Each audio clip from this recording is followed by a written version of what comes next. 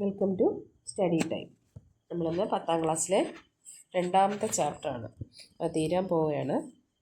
Topic the fall of Bastille and the beginning of French revolution. Bastille ജയിലിൻ്റെ പതനവും French റവല്യൂഷൻ്റെ തുടക്കവും. King Louis 16 dismissed his adviser Necker and ordered him to leave Paris. നമ്മൾ നേരത്തെ പഠിച്ചു. നെക്കറും ഒരാളും കൂടെ ഉണ്ടല്ലോ. ആരൊക്കെയാ? അദ്ദേഹത്തിൻ്റെ മിനിസ്റ്റേഴ്സായിരുന്ന നെക്കറുണ്ട്, പിന്നെ ഒരാളും കൂടെ ഉണ്ടല്ലോ, ടർഗോ. 2 പേരായിരുന്നു അദ്ദേഹത്തിൻ്റെ അഡ്വൈസർമാർ. അദ്ദേഹത്തിൻ്റെ മിനിസ്ട്രിയിലുണ്ടായിരുന്ന അദ്ദേഹത്തിൻ്റെ അഡ്വൈസർമാരായിരുന്നു. ഈ രാജാവായിരുന്ന ലൂയി 16 അദ്ദേഹത്തിൻ്റെ ഉപദേശകനായിരുന്ന മിനിസ്റ്ററായിരുന്ന നെക്കറിനെ പിരിച്ചുവിടുകയും പാരീസ് വിട്ടു പോകാൻ ഓർഡർ ഇടുകയും ചെയ്തു. As the news spread like wildfire, the crowd that was provoked seized the granaries and the bakeries in Paris. As the news spread like wildfire, the crowd that was provoked seized the granaries and the bakeries in Paris. നെക്കറിനെ രാജാവ് പിരിച്ചുവിട്ടുവെന്നും ഇവിടെ നിന്ന് പോകാനുള്ള order ഇട്ടുവെന്ന് പറഞ്ഞതോടുകൂടി ജനങ്ങൾ എന്ത് ചെയ്തു? ഈ വാർത്ത കാട്ടുതീ പോലെ പടരുകയും ജനങ്ങൾ എന്ത് ചെയ്തു? പ്രകോപിതരാവുകയും ചെയ്തു. കാരണം നെക്കർ എന്ന് പറയുന്നത് ജനങ്ങൾക്ക് വേണ്ടി നിൽക്കുന്നൊരു മന്ത്രിയായിരുന്നു. രാജാവിൻ്റെ അടുക്കൽ എന്തെങ്കിലുമൊക്കെ ജനങ്ങൾക്ക് വേണ്ടി കാര്യങ്ങൾ സാധിച്ചെടുക്കുന്ന ഒരാളായിരുന്നു. അതുകൊണ്ട് അദ്ദേഹത്തെ പിരിച്ചുവിട്ടപ്പോൾ എന്ത് ചെയ്തു? ജനങ്ങൾ പ്രകോപിതരാവുകയും ചെയ്തു. അവർ അവിടെയുള്ള ധാന്യ സംഭരണശാലകളും ബേക്കറികളും പാരീസിലുണ്ടായിരുന്ന, ഫ്രാൻസിൻ്റെ തലസ്ഥാനമായ പാരീസിലുണ്ടായിരുന്ന ബേക്കറികളും ധാന്യ സംഭരണശാലകളുമെല്ലാം പിടിച്ചെടുത്തു. The amassed weapons and stormed the Bastille, the symbol of Bourbon despotism, on July 14, 1789 and within hours took control of the city of Paris. ജനങ്ങൾ വെപ്പൺസുമായിട്ട്, ആയുധങ്ങളുമായിട്ട് ബാസ്റ്റൈൽ ജയിലിലേക്ക് ഇരച്ചു കയറി. എന്തുകൊണ്ടാണ് ജനങ്ങൾ ബാസ്റ്റൈൽ ജയിലിലേക്ക് ഇരച്ചു കയറിയത്? The symbol of Bourbon despotism. Bastille ജയിൽ എന്ന് പറഞ്ഞാൽ ബോർബോൺ ഡൈനാസ്റ്റി, ഫ്രാൻസ് ഭരിച്ചിരുന്ന ബോർബോൺ രാജവംശത്തിൻ്റെ ഏകാധിപത്യത്തിൻ്റെ പ്രതീകമായിരുന്ന ബാസ്റ്റൈൽ ജയിൽ. അതുകൊണ്ട് തന്നെ ജനങ്ങൾ ആ ബാസ്റ്റൈൽ ജയിലിലേക്ക് ഇരച്ചു കയറി. And within hours took control in the city of Paris. അവരെന്ത് ചെയ്തു? ബാസ്റ്റൈൽ ജയിൽ തകർക്കുകയും ഫ്രാൻസിൻ്റെ തലസ്ഥാനമായിരുന്ന പാരീസിൻ്റെ കൺട്രോള് കുറച്ച് മണിക്കൂറുകൾക്കകം തന്നെ കലാപകാരികളുടെ കയ്യിലാവുകയും ചെയ്തു. അത് ഏത് ഡേറ്റാണ്? ബാസ്റ്റൈൽ ജയിൽ തകർത്ത date July 14, 1789, 1789. The fall of the Bastille is considered the beginning of the French revolution.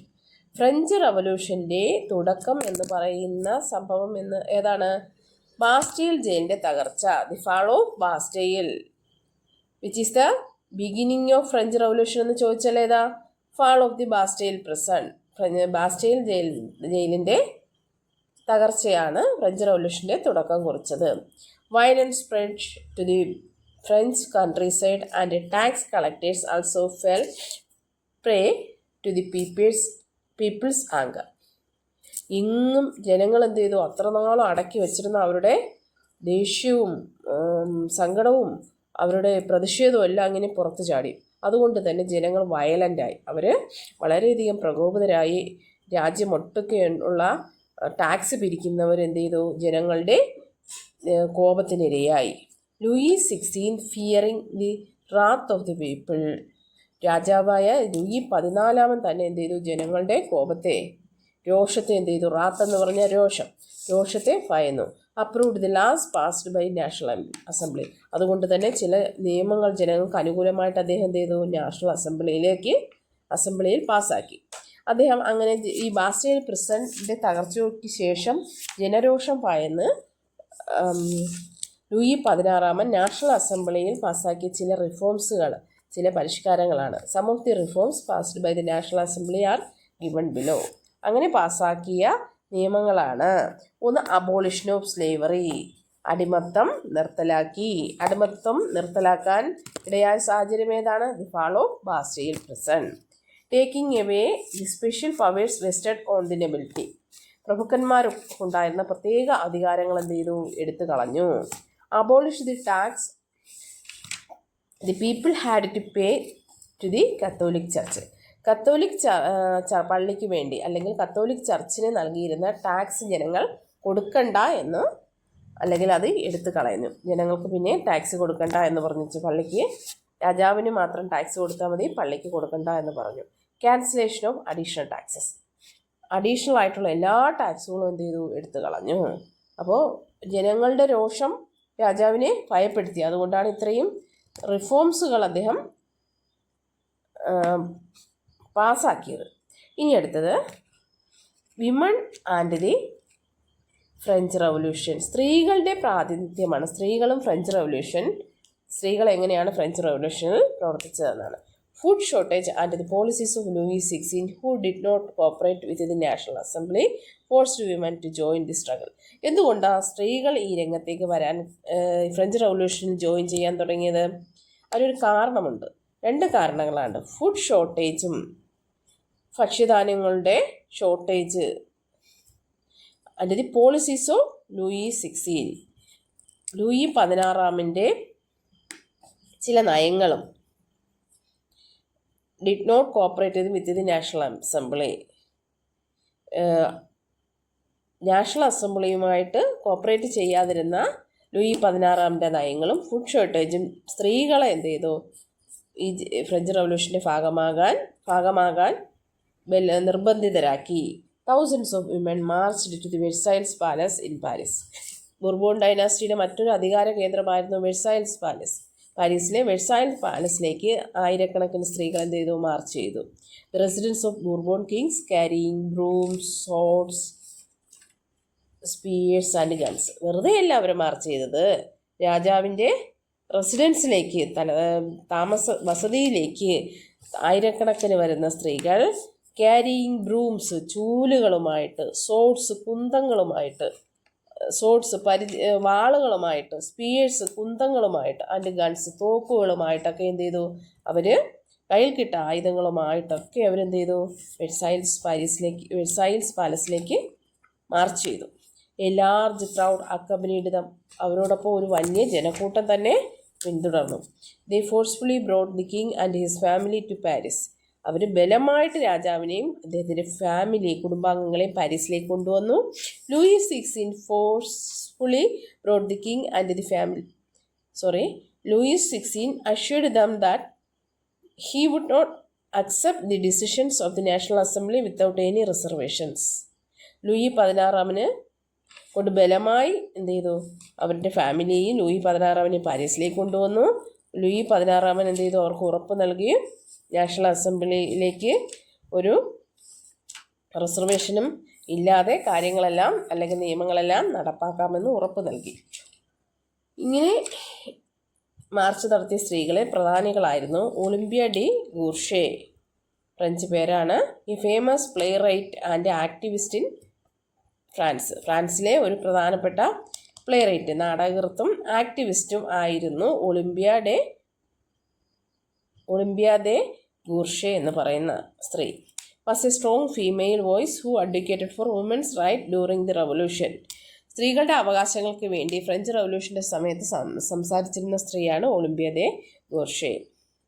In her famous book declaration of the rights of woman and the female citizen, declaration of the rights of woman and the female citizen എന്ന് പറയുന്ന book എഴുതിയതും അവരാണ്. അവർ തങ്ങളുടെ കൃതികളിലൂടെ എന്ത് ചെയ്തു? സ്ത്രീകളുടെ അവകാശങ്ങൾക്ക് വേണ്ടി വാദിച്ചു.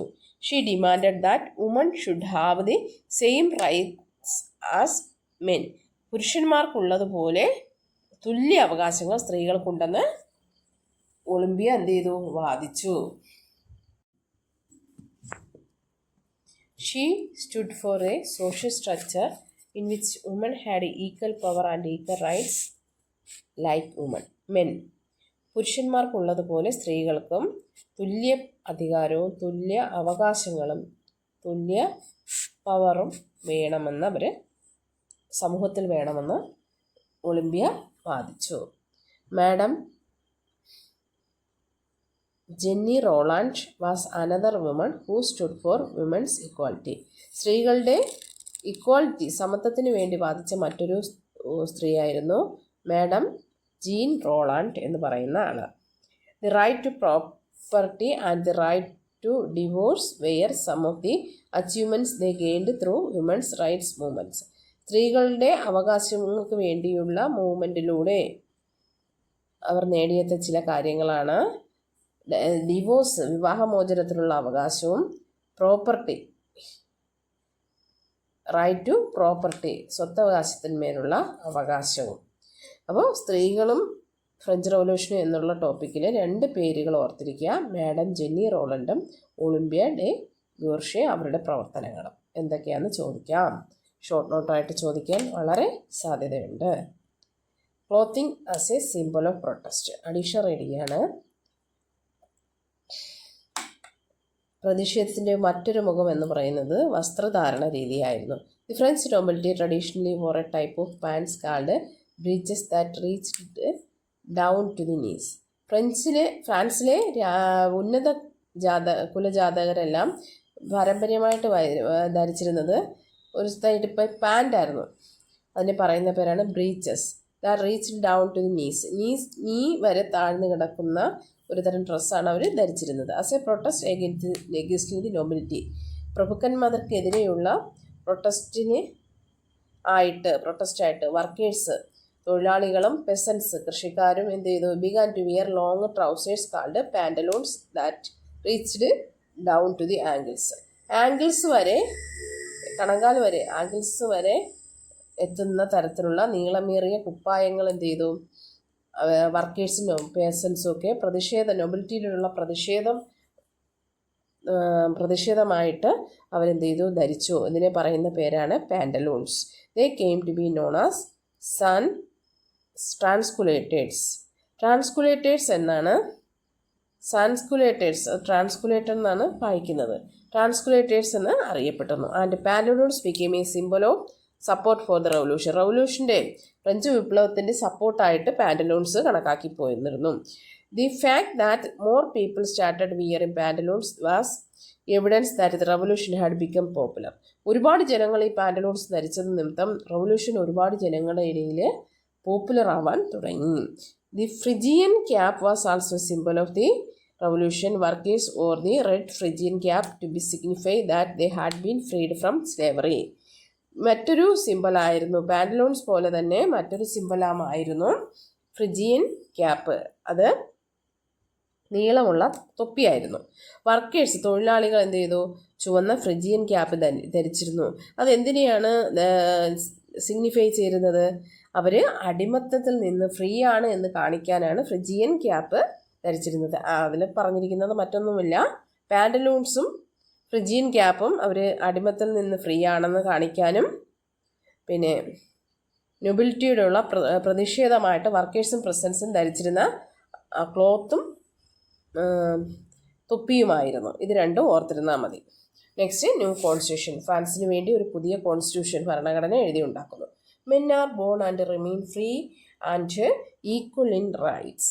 സ്വതന്ത്രരും അവകാശങ്ങളെ തുല്യതയുള്ളവരുമായിട്ടാണ് മനുഷ്യർ ജനിക്കുന്നതും ജീവിക്കുന്നതും.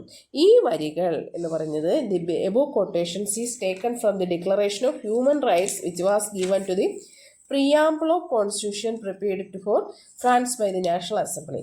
ഫ്രഞ്ചിൻ്റെ നാഷണൽ അസംബ്ലി ഫ്രാൻസിന് വേണ്ടി ഉണ്ടാക്കിയ കോൺസ്റ്റിറ്റ്യൂഷൻ, ഭരണഘടനയുടെ ആമുഖത്തിൽ എഴുതി ഉണ്ടാക്കിയ വരികളാണ് അത്. ഏതാ? മനുഷ്യർ സ്വതന്ത്രരാം, തുല്യതയുള്ള അവകാശങ്ങളുമായിട്ടാണ് ജനിക്കുന്നതും ജീവിക്കുന്നതും. ഇത് ഫ്രാൻസിൻ്റെ ഭരണഘടനയുടെ പ്രിയാമ്പിൾ ആമുഖത്തിൽ എഴുതി വച്ചിരിക്കുന്നതാണ്. French declaration of human rights French റവല്യൂഷൻ്റെ ഒരു പ്രധാനപ്പെട്ട റിസൾട്ടാണ് മനുഷ്യാവകാശ പ്രഖ്യാപനം. Let us examine the main ideas in the Declaration of Human Rights in France in 1789. ഒരു ഷോർട്ട് നോട്ടായിട്ട് ചോദിക്കാൻ പറ്റിയൊരു ക്വസ്റ്റ്യനാണ്. Declaration of human rights in France in 1789, 1789 മഹത്തായ മനുഷ്യാവകാശ പ്രഖ്യാപനത്തിലെ പ്രധാനപ്പെട്ട ഐഡിയാസ് എന്തൊക്കെയാണ്? Men are born and remain free in equal in rights. മനുഷ്യൻ സ്വതന്ത്രനായി ജനിക്കുകയും സ്വതന്ത്രരും തുല്യതയുള്ള അവകാശങ്ങളുമായിട്ടാണ് ജനിക്കുന്നത്. The aim of all political associations is the preservation of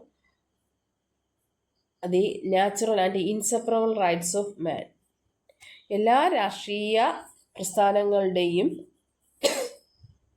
ലക്ഷ്യം എന്ന് പറയുന്നത് മനുഷ്യൻ്റെ സ്വാഭാവികവും വിഭജിക്കാനാവാത്തതുമായ അവകാശങ്ങളെ സംരക്ഷിക്കുക എന്നുള്ളതാണ്.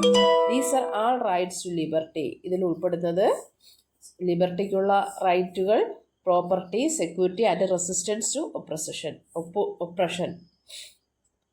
ലിബർട്ടിക്കുള്ള അവകാശം, പ്രോപ്പർട്ടിക്കുള്ള അവകാശം, സ്വത്തവകാശം, സെക്യൂരിറ്റി സുരക്ഷയ്ക്കുള്ള അവകാശം, ചൂഷണത്തിനെതിരെയുള്ള അവകാശം, ഇതെല്ലാം ഈ അവകാശങ്ങളിൽ ഉൾപ്പെടുന്നു. The principle of all sovereignty resides essentially in the nation. എല്ലാ പരമാധികാരവും രാജ്യത്തിൽ അധിഷ്ഠിതമായിരിക്കുന്നു. Liberty consist in the freedom to do everything which injures no one else.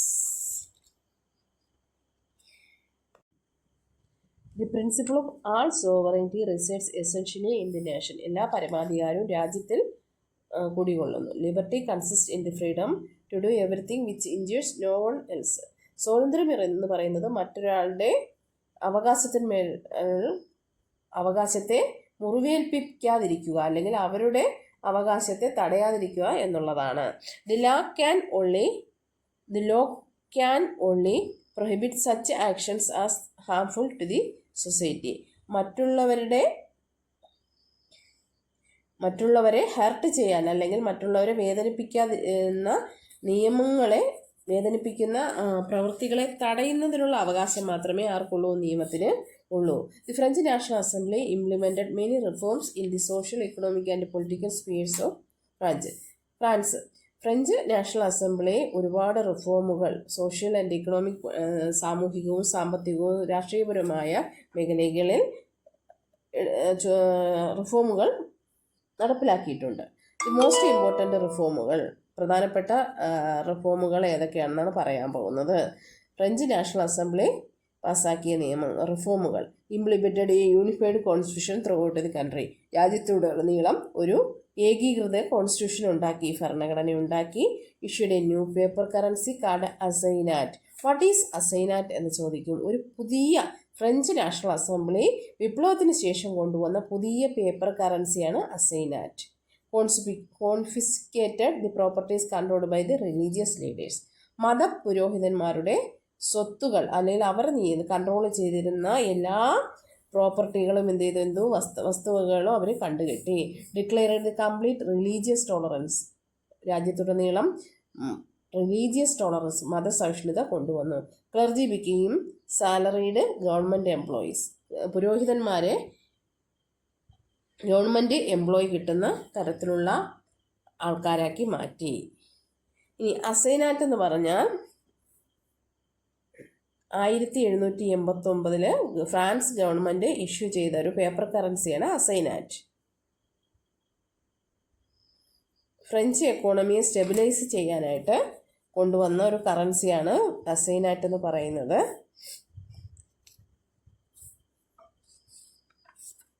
ഒരുപാട് ഗവൺമെൻറ് ചിലവുകൾക്ക് വേണ്ടി ഈ അസൈനാറ്റ് എന്ന് പറയുന്നത് ഒരുപാട് എക്സസീവായിട്ട് അവർ കൊണ്ടുവന്നത് നിമിത്തം എന്ത് ചെയ്തു? ഇൻഫ്ലേഷന്, പണപ്പെരുത്തിന് കാരണമാവുകയും ഈ അസൈനാറ്റ് എന്ന് പറയുന്ന കറൻസിക്ക് കാലക്രമേണ അത് ഡീവാല്യൂഷൻ, അതിൻ്റെ മൂല്യമില്ലാതാവുകയും ചെയ്തു.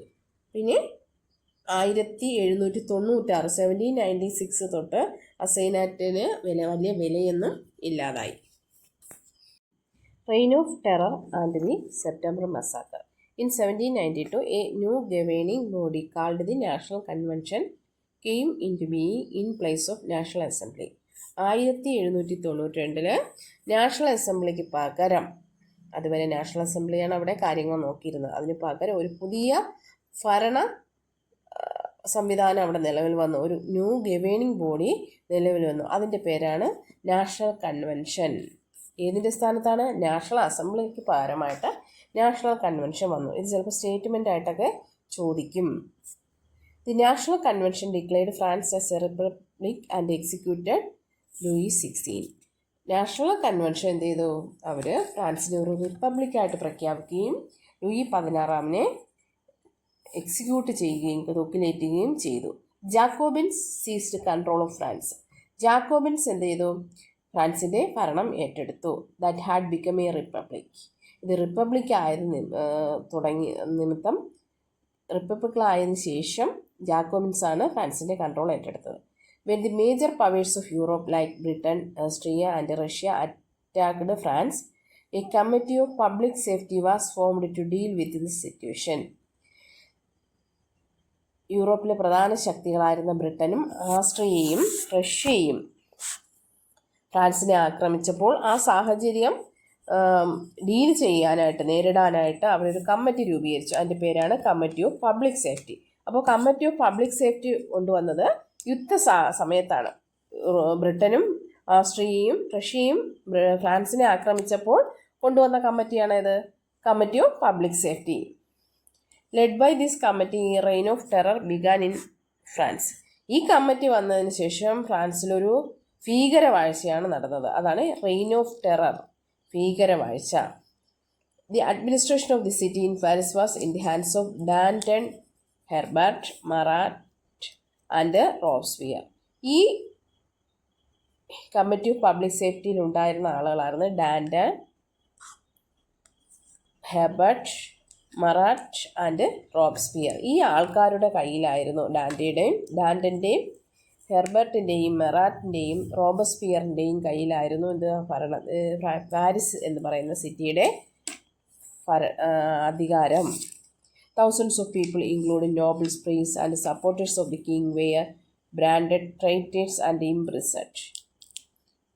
ആയിരക്കണക്കിന് ആളുകളെ, ജനങ്ങളെ, പ്രഭുക്കന്മാരും പുരോഹിതന്മാരും രാജാവിൻ്റെ അനുയായികളുമായിട്ടുള്ള ആൾക്കാർ, ആയിരക്കണക്കിന് ആൾക്കാരെ ചാരന്മാരെന്നും രാജ്യദ്രോഹികളെന്നും മുദ്രകുത്തി അവർ ജയിലിടുകയും ചെയ്തു. When the prisoners overcrowded, about 1,500 people were killed in the streets in Paris. ജയിലുകളെല്ലാം ഇങ്ങനെ ആളുകളെ കൊണ്ട് ഇവരെ കൊണ്ട് തിങ്ങി നിറഞ്ഞപ്പോൾ എന്ത് ചെയ്തു? 1500 അല്ലെങ്കിൽ ഒരുപാട് ആയിരക്കണക്കിന് ആളുകളെ എന്ത് ചെയ്തു? ഇവർ 10,000കണക്കിന് ആളുകളെ എന്ത് ചെയ്തു? പാരീസിൽ വെച്ച് തൂക്കിലേറ്റി കളഞ്ഞു. This is infamous September massacre. ഇതിനെ അറിയപ്പെടുന്ന പേരാണ് സെപ്റ്റംബർ മസാക്കർ. എന്താണ് സെപ്റ്റംബർ മസാക്കർ എന്ന് ചോദിക്കും. എന്താണ്? ജയിലുകളെല്ലാം ഓവർ ക്രൗഡ് ആയപ്പോൾ എന്ത് ചെയ്തു? ഒരുപാട് ജനങ്ങളെ, 10,000കണക്കിന് ജനങ്ങളെ എന്ത് ചെയ്തു? ഒരു പരസ്യമായിട്ട് പാരീസിലെ തെരുവുകളിൽ വെച്ച് വെടിവെച്ച് കൊന്നു. ഇതിനെ അറിയപ്പെടുന്ന പേരാണ് സെപ്റ്റംബർ കൂട്ടക്കൊല. The guillotine was a special machine made to kill the people. ഇതിനുപയോഗിച്ചിരുന്ന മെഷീനാണ് ഗില്ലറ്റിൻ എന്ന് പറയുന്നത്. The leaders of the republic who were responsible for the death of the many thousands during the reign of terror were also guillotined later. ഇതിൽ ഏറ്റവും രസകരമായ ഒരു കാര്യം എന്ന് പറഞ്ഞാൽ ഈ ഗില്ലറ്റിൻ എന്ന് പറയുന്ന മെഷീൻ വെച്ച് ജനങ്ങളെ കൊല്ലാൻ നേതൃത്വം കൊടുത്തിരുന്ന ഈ റിപ്പബ്ലിക് റിഫോം കമ്മിറ്റിയുടെ നേതാക്കന്മാർ തന്നെ എന്ത് ചെയ്തു? പിന്നീട് ഇതിന് ഇരയായി തീർന്നു എന്നതാണ്. The revolutionaries abandoned the current calendar and implemented a new revolutionary calendar. അവിടെ ഉണ്ടായിരുന്ന കറണ്ട് കലണ്ടർ അവർ നിരോധിക്കുകയും പുതിയ വിപ്ലവകാരികളുടെ കലണ്ടർ കൊണ്ടുവരികയും ചെയ്തു. ജാക്കോബിൻസും ഗിരോണ്ടിസ്റ്റും എന്താണെന്നാണ് പറയുന്നത്? The Jacobins were political and social group that emerged during the French revolution. French റവല്യൂഷൻ്റെ സമയത്ത് ഉയർന്നു വന്ന ഒരു രാഷ്ട്രീയവും സാമൂഹികപരമായ ഒരു ഗ്രൂപ്പാണ് ജാക്കോബിൻസ്. അവർ ജാക്കോബിൻ കോൺവെൻറ്റിലാണ് ആദ്യം കണ്ടുമുട്ടിയിരുന്നത്. അതുകൊണ്ടാണ് അവരെ ജാക്കോബിൻസ് എന്ന് വിളിച്ചിരുന്നത്. റോബസ്പിയർ എന്ന് പറയുന്ന ആളായിരുന്നു ജാക്കോബിൻസിൻ്റെ പ്രധാനപ്പെട്ട ലീഡർ. അദ്ദേഹത്തിന് ഫ്രഞ്ച് പൊളിറ്റിക്സിൽ ഒരുപാട് ഇൻഫ്ലുവൻസ് ഉണ്ടായിരുന്നു. മറ്റൊരു ഗ്രൂപ്പായിരുന്നു ജിയോണ്ടിസ്റ്റ്. അതിൽ ജിയോണ്ടിസിൽ കുറച്ച് പേരൊക്കെ നാഷണൽ അസംബ്ലിയിലെ മെമ്പർമാരായിരുന്നു. അവർ ജിയോണ്ട് എന്ന് പറയുന്ന റീജിയനിൽ നിന്ന് വന്നവരായിരുന്നു. ഫ്രാൻസിലെ സൗത്ത് വെസ്റ്റേണിലുള്ള ജിയോണ്ട് റീജിയനിൽ നിന്ന് വന്നവരായിരുന്നുകൊണ്ടാണ് അവരെ അങ്ങനെ വിളിച്ചിരുന്നത്. എന്നാൽ ജാക്കോബിൻസിനെ പോലെയുള്ള തീവ്രമായ ആശയങ്ങളുള്ള ആൾക്കാരായിരുന്നില്ല അവർ. അവർ മോഡറേറ്റായ ഒരു ആശയങ്ങളുള്ള ആൾക്കാരായിരുന്നു. അവർ ഈ ജിയോണ്ടർസ് എന്ന് പറയുന്നത് അപ്പർ ക്ലാസ് ആൾക്കാരുടെ റെപ്രസെൻറ്റേറ്റീവ് ആയിരുന്നു. ഇവരിൽ ലാൻഡ് ഓണേഴ്സും മെർച്ചൻസും ഉൾപ്പെട്ടിരുന്നു. Revolutionary calendar. This calendar was adopted in France in October 1793, replacing the existing Gregorian calendar. 1793 ഫ്രാൻസിൽ കൊണ്ടുവന്ന ഗ്രിഗോറിയൻ കലണ്ടറിന് പകരം കൊണ്ടുവന്ന പുതിയ കലണ്ടറാണ് revolutionary calendar. The day France became a republic, 22 September 1972 was the first day in the calendar. 1792 September 22 ഈ revolutionary കലണ്ടറിലെ first day. This calendar had 3 decades of 10 days instead of 7-day weeks. This was a completely secular calendar. ഇതൊരു secular calendar ആയിരുന്നു. This calendar was used in France until the 12th year of the revolution. 1801 വരെ ഈ കലണ്ടറാണ് ഉപയോഗിച്ചിരുന്നത്. Guillotine എന്ന് പറയുന്നത് French റവല്യൂഷൻ്റെ സമയത്ത് 1789 മുതൽ 1799 വരെ ജനങ്ങളുടെ തല കട്ട് ചെയ്യുന്നതിന് വേണ്ടി, തല മുറിക്കുന്നതിന് വേണ്ടി ഉപയോഗിച്ചിരുന്ന ഒരു മെഷീനായിരുന്നു. It is named after doctor Joseph Ignace Guillot, who proposed the idea. Joseph Guillot എന്ന് പറയുന്ന ഒരു ഡോക്ടറാണ് ഈ ഗില്ലറ്റ് എന്ന് പറയുന്നൊരു ആശയം കൊണ്ടുവന്നത്. ലൂയി 16 അദ്ദേഹത്തിൻ്റെ രാജ്ഞിയായ മേരി ആൻറ്റോയിറ്റിനും എന്ത് ചെയ്തു, ഗില്ലറ്റിന് ഇരയായി അവർ വധിക്കപ്പെട്ടു. റോബസ്പിയർ, യാക്കോബൻ ക്ലബിലെ അംഗമായിരുന്ന ഈ റോബസ്പിയറും റെയിൻ ഓഫ് ടെററിൻ്റെ ആളായിരുന്ന, ഭീകരവാഴ്ച നയിച്ചുകൊണ്ടിരുന്ന അദ്ദേഹം വരെ എന്ത് ചെയ്തു, ഗില്ലറ്റിന് ഇരയായി തീർന്നു. ഒരു പുതിയ കോൺസ്റ്റിറ്റ്യൂഷൻ വരുന്നു, a new constitution with the end of reign of terror. A new constitution came into being in France 1795. 1795 reign of terror, ഭീകരവാഴ്ചയുടെ അവസാനത്തിൽ ഒരു പുതിയ കോൺസ്റ്റിറ്റ്യൂഷൻ വരികയും based on this a committee consisting of 5 members carried out the administration. അഡ്മിനിസ്ട്രേഷന് വേണ്ടി 5 അംഗങ്ങൾ ഉൾപ്പെടുന്ന ഒരു committee വരികയും ചെയ്തു. ഈ സിസ്റ്റത്തെ പറയുന്ന പേരാണ് ഡയറക്ടറി. 5 പേരടങ്ങുന്ന ഒരു കമ്മിറ്റി എന്ത് ചെയ്തു, ഭരണത്തിന് വേണ്ടി കൊണ്ടുവന്നു. ഇതിനെ പറയുന്ന പേരാണ് directory. But soon corruption and mismanagement led to the collapse of directory. എന്നാൽ അഴിമതിയും മിസ്മാനേജ്മെൻറ്റും എന്ത് ചെയ്തു, ഡയറക്ടറിയുടെ തകർച്ചയ്ക്ക് വഴിതെളിച്ചു. The people were pushed to upper poverty and lost faith in the new government. ജനങ്ങൾ വീണ്ടും കൂടുതൽ ദാരിദ്ര്യത്തിലേക്ക് പോവുകയും അവർക്ക് പുതിയ ഗവൺമെൻറ്റിൽ വിശ്വാസമില്ലാതാവുകയും ചെയ്തു. Consequence of the French revolution. French revolution കഴിഞ്ഞു, അതിൻ്റെ അനന്തരഫലങ്ങൾ, അതിൻ്റെ result, what are the result of French revolution ചോദിച്ചാലും കോൺസിക്വൻസ് എന്ന് ചോദിച്ചാലും ഇത് എഴുതിയാൽ മതി. ഈ പറയുന്ന പോയിന്റുകളാണ്. The most ഒബിയസ് result of the French revolution was the collapse of feudalism in France. The first result of French revolution എന്ന് പറയുന്നത് കൊളാപ്സ്, ഫ്രഞ്ച് റവല്യൂഷൻ്റെ പ്രധാനപ്പെട്ട റിസൾട്ട് എന്ന് പറഞ്ഞത് ഫ്രാൻസിലെ ഫ്യൂഡലിസത്തിൻ്റെ തകർച്ചയാണ്. മറ്റൊന്ന് the laws of the old regime disappeared with the revolution. രണ്ടാമത്തെ റിസൾട്ട് എന്ന് പറയുന്നത് ഫ്രാൻസിലെ പഴയ ഭരണം എന്ത് ചെയ്തു, അവസാനിച്ചു. The land owned by the church became the property of the middle class. Church കൈവശം വെച്ചിരുന്ന ലാൻഡുകൾ എന്ത് ചെയ്തു, മിഡിൽ ക്ലാസിൻ്റെ കീഴിലായി. The land under the nobles were confiscated and all kinds of the benefits were abolished. Nobility, പ്രഭുക്കന്മാർക്കുണ്ടായിരുന്ന എല്ലാ പ്രിവിലേജസുകളും ബെനിഫിറ്റുകളും എന്ത് ചെയ്തു, എടുത്തു കളഞ്ഞു. അവരുടെ വസ്തുവകൾ കണ്ടുകെട്ടുകയും ചെയ്തു. With the introduction of the unified system of weights and measures of the metric system, the inaccuracy of weights and measured aids. പ്രഭുക്കന്മാർക്കും പുരോഹിതന്മാർക്കും തോന്നിയതിലുള്ള വെയിറ്റ് ആൻഡ് മെഷേഴ്സ് കാരണം അന്ന് ഫ്രാൻസിൽ നിലനിന്നിരുന്ന അതൊക്കെ എടുത്ത് കളഞ്ഞിട്ട് ഒരു യൂണിഫോം ആയിട്ടുള്ള രാജ്യത്തുടനീളം ഒരേ രീതിയിലുള്ള വെയ്റ്റ്സ് ആൻഡ് മെഷേഴ്സ് കൊണ്ടുവരികയും തൂക്കത്തിലോ അളവിലുമുള്ള ഇനാക്കുറസി കൃത്യതയില്ലായ്മ അവസാനിക്കുകയും ചെയ്തു. മറ്റൊരു റിസൾട്ട് എന്ന് പറയുന്നത്, ആറാമത്തെ റിസൾട്ട് എന്ന് പറയുന്നത്, the concept of modern nationalism is the contribution of French revolution. French റവല്യൂഷൻ്റെ ഏറ്റവും വലിയ സംഭാവന എന്ന് പറയുന്നത് മോഡേൺ നാഷണലിസം എന്ന കൺസെപ്റ്റാണ്. മോഡേൺ നാഷണലിസം എന്ന ആശയം ലോകത്തിന് നൽകിയത് ഫ്രഞ്ച് റവല്യൂഷനാണ്. ഇത്രയുമാണ് ഫ്രഞ്ച് റവല്യൂഷൻ്റെ കോൺസിക്വൻസസ്, അനന്തര ഫലങ്ങൾ. It was only after the French revolution that the exist of nation began to expressed through the national character, not through monarchy. രാജാധികാരത്തിന് പകരം മൊണാർക്കിക്ക് രാജഭരണത്തിന് പകരം ഒരു രാഷ്ട്രം എന്ന നിലയിൽ ഒരു ആശയം കൊണ്ടുവന്നത് ഫ്രഞ്ച് റവല്യൂഷനാണ്. The concept of nation in its full sense came to being after the French revolution. രാഷ്ട്രം എന്നുള്ള ഒരു കൺസെപ്റ്റ് കൊണ്ടുവന്നത് ഫ്രഞ്ച് റവല്യൂഷന് ശേഷമാണ്. This declared the idea of France that not just a geological expression but the entire people of France. രാജ്യം എന്ന് പറഞ്ഞാൽ,